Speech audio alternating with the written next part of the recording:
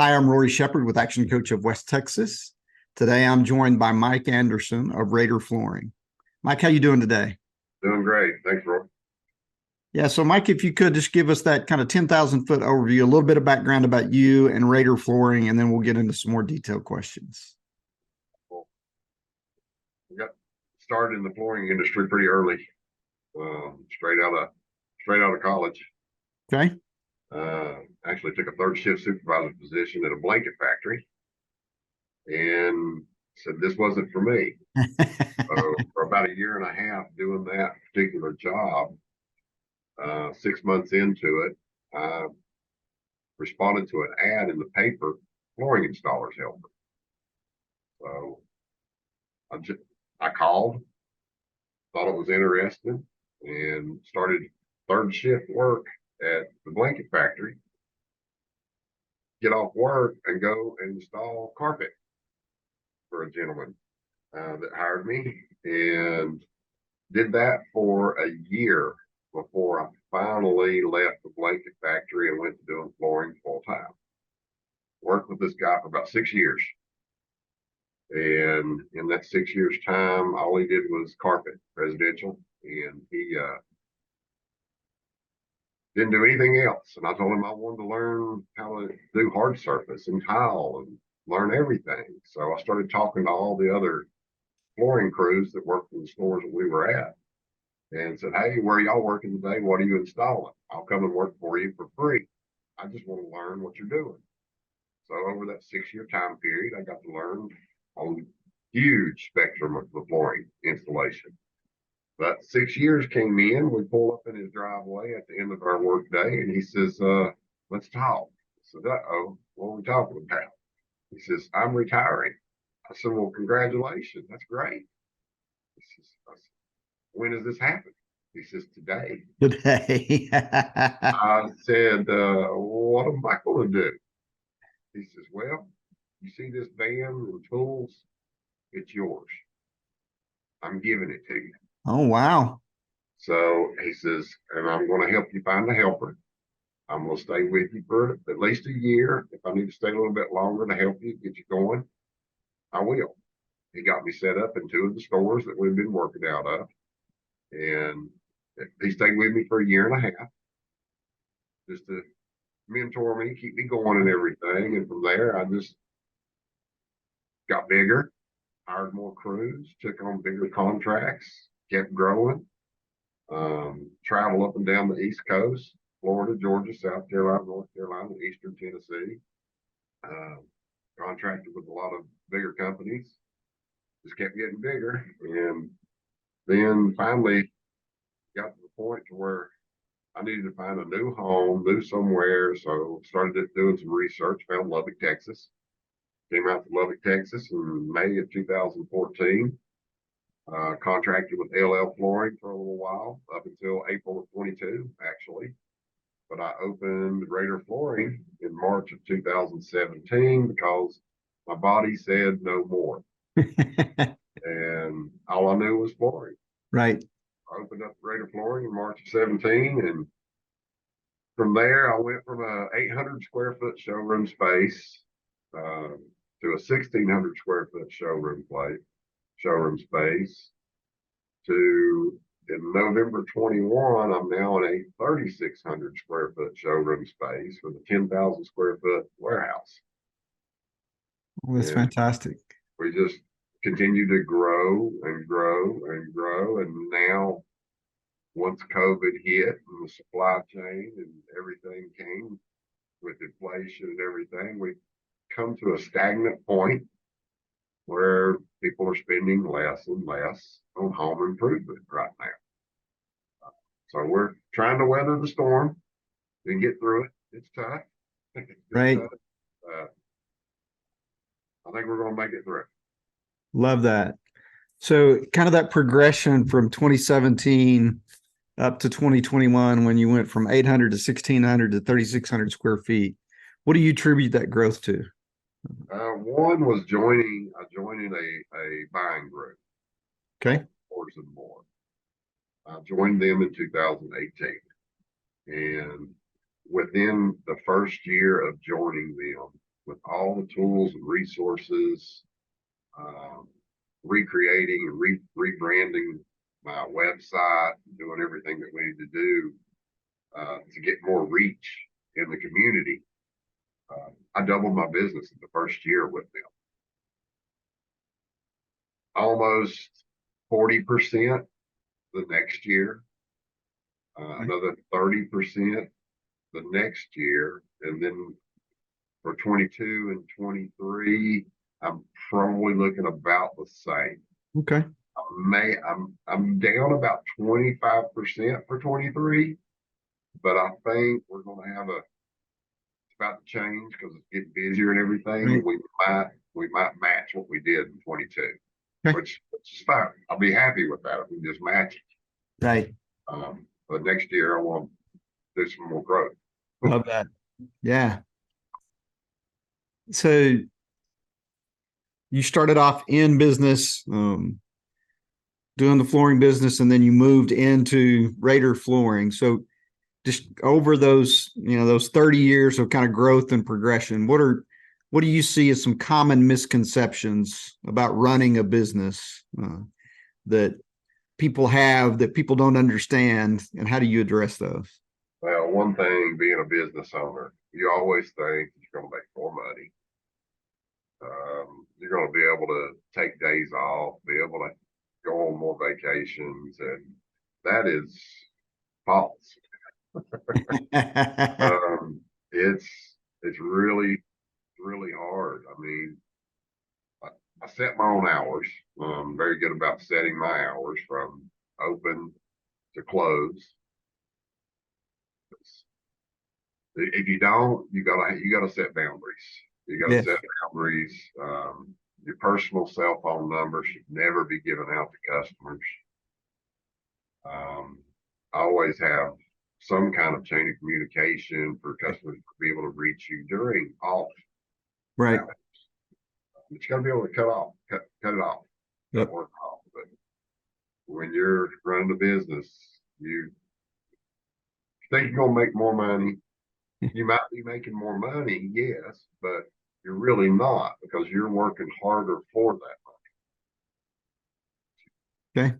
Yeah, no. So, I mean, that kind of leads into this next question of just kind of balance, right? So I love we talk to business owners all the time that, put their personal phone number, their cell phone number on their products, and then, kind of get stuck in that. I'm getting calls at all times of day and night. But how do you kind of, along with boundaries, are there other things that you do to kind of balance personal life from the business life?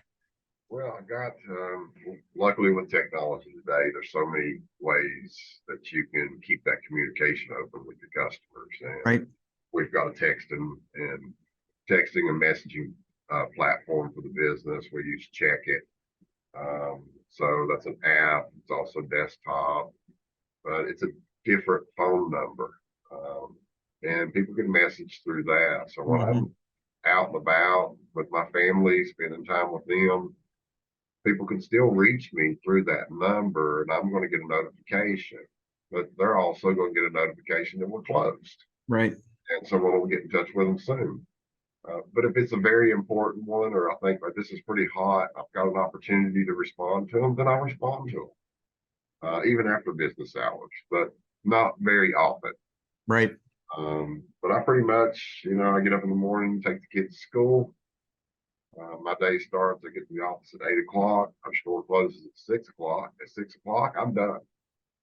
I cut it off. I'm at home. I'm helping the kids with their homework, having dinner, doing baths, getting everybody ready for bed. Right.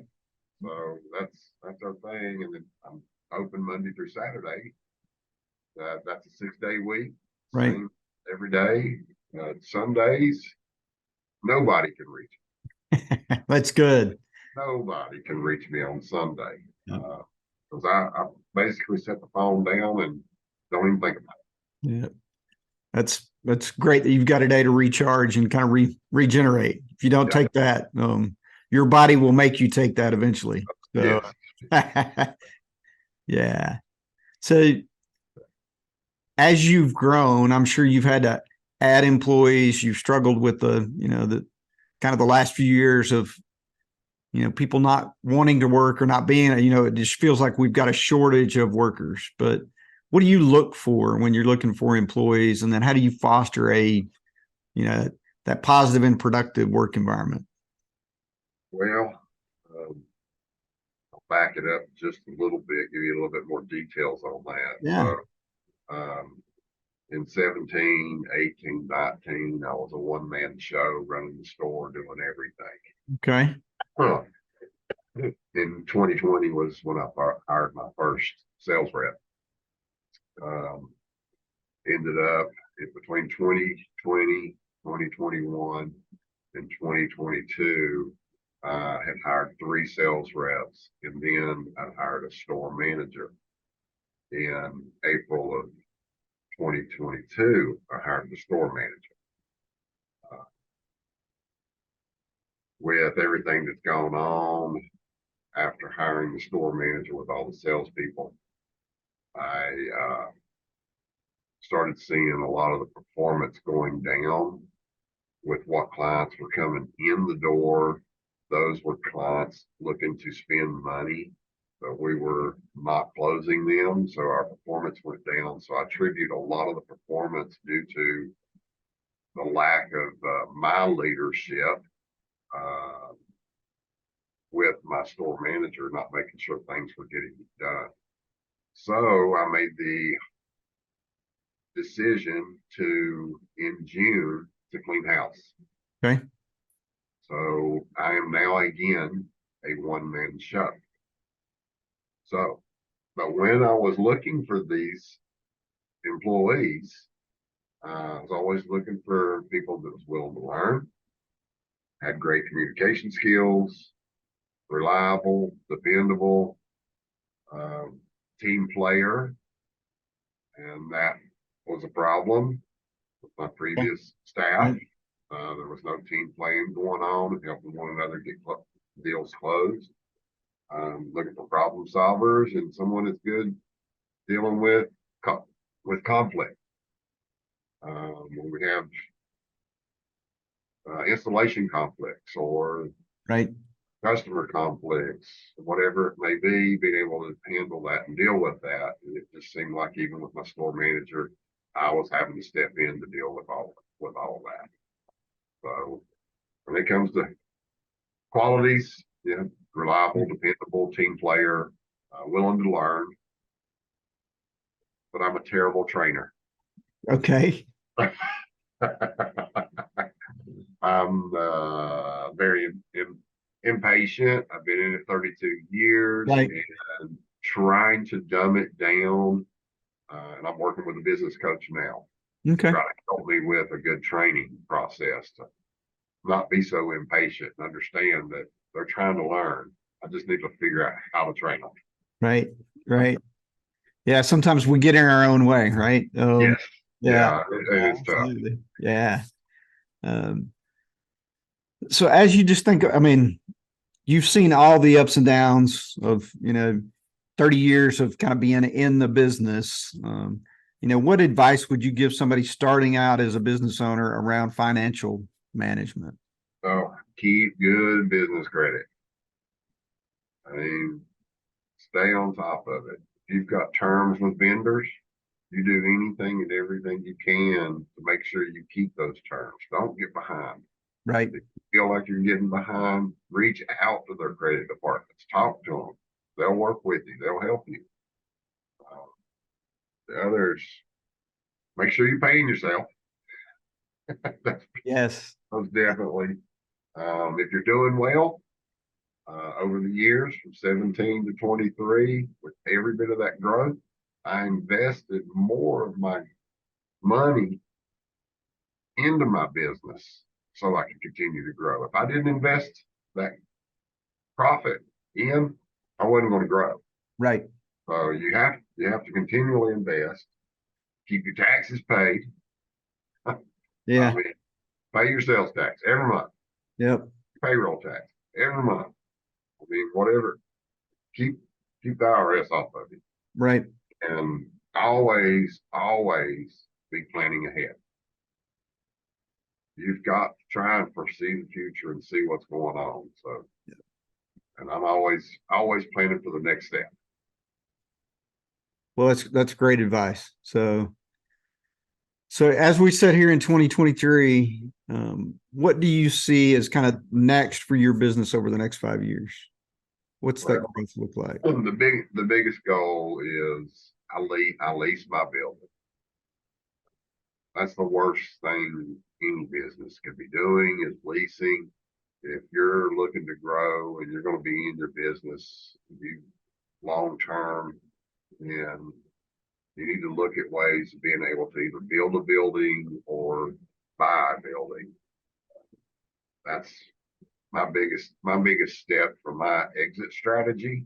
Okay. I own a building. Mm-hmm. Because if I own the building, at least if I sell the business, I'm now leasing the building to whoever I sell it to. Right. Yeah. Because within the next 5 years, I'd like to own a building. Okay. Most definitely. And get back to having that sales staff, actually having a store manager, and get back to where I was when I had them for a short period where I was working on the business and I wasn't working in the business. Right. Um, that was my goal when I hired the store manager, and I was planning that after I hired him in 2021, that by 2026, I would now be at the point he would help me have grown my business to already own my business by Right. 2026. So now back to square one, Okay. start all over again. But I love that Yeah. you've got a vision, you've got an idea, and you can start putting that plan in place. It may not be 26, but it could be by 28, right? Yeah, totally. Yeah. If you find people that want to work. Right. Yes. So one of the things that we're strong believers in is continuing to learn and grow. So is there, for you, is there anything you're reading right now, or is there a book that you've read in the past or a podcast that you might recommend? The 1 Minute Manager. Love it. Ken Blanchard. Awesome. Yes. Going through it again for the third time. Yep. No, yes. Something I must have missed something. Now you just have a different set of eyes now when you're reading it. Yes. Your perspective is absolutely different. Now there's a few of those books that every time you pick them up, you go, man, this is still just a great book. Yeah. So love that. If you could say, what is one of your biggest learnings since you began in business, what would that be? Just maintaining relationships. That's huge. Right. You've got to keep that. You got to keep your relationships really close with vendors, clients, networking groups, other business owners, like being part of the buying group. Right. Yeah. Built a lot of relationships with other flooring dealers within our buying group all over the country. And I'm always talking to them. Right. Getting great advice, and we're helping one another. Mm-hmm. We're running particular sales or something that's working for us, or we need to put a twist on something that they've advised us that's Right. working good for them. So just maintaining relationships is huge. Care about your reputation. Mm-hmm. That's one thing I really care about. Right. Run my business on honesty and integrity. I tell a lot of my customers, I said, I'm the worst salesperson. And they're like, why are you the worst salesperson? I said, because I'm going to tell you the truth about the product. Because you got to fall in love with it. Right. I've turned customers away and wouldn't take their money because they're wanting to purchase something that was just not going to work for them. Right. And I just couldn't do that. And just as an installer, installing some carpet, and I had a helper, and he finished one bedroom, and he'd get done with it. I wouldn't go inspect it before we left the job. So that night, I'm thinking to myself, did he cut that vent out? Yep. Did he cut the vent? So next morning, I'm calling the customer. And I say, "Would you do me a favor? Just bother me all night. I need you Yep. to check this one bedroom, make sure they cut the vent out." Yep. Just stuff like that. Yep. No, I love that. Um, so oftentimes as business owners, we have ideas in our head that we end up having to change our mind on. We thought it was this way, but now we know it's probably not that way. Have you had one of those things over the last year that you go, yeah, I was convinced this was true, and now I know it probably isn't? Do you have one of those? Yes, it was getting rid of my whole installation department and going to strictly retail only. Okay. I thought about doing it. Talked to other dealers. They've had success with it. Others say, no, that's bad because your competitors are offering installation. And if you're not, most customers want installation wherever they're buying from. So I thought about it long and hard and trying to put a model together to try to do it. And then when it came to it, it was just like, you know what? I installed for over 20 years. I just need to step up to the plate. I need to take the installers that I have, the problems that we're having, and start training. So that's what I did. I Okay. started getting in there with all my installers and say, look, here's the problems you're having. This is what we're going to do to fix it. So I started working with all of them. Once I did, started turning those C installers into B plus installers Okay. up there. And then after that, now I got more installers. I got a waiting list. Right. Competitors installers wanting to work for me because I pay more. Giving them an incentive to do things the way I expect them to be done. Right. I will pay you X amount more to do that. Right. Have less complaints, you're going to make more. So now they're all on top of things. I have a zero tolerance for installation complaints. Right. That's fantastic. But getting to that spot to say, I've had this mindset and I need to change. Yeah. That's hard for us to do, but congratulations on doing that. So, Mike, as we wrap up, just how can people get in touch with you? What's the best way to do that? Well, I'm here 10 to 6, Monday through Friday. Okay. Website. We've got a great little chat option on our website. People can reach out there. Somebody will contact them, come into our showroom, or give us a phone call. So your showroom is located on 50th in Lubbock, Texas. Yes. And what's your phone number? 806-412-0746. Awesome. Thank you, Mike Anderson with Raider Flooring.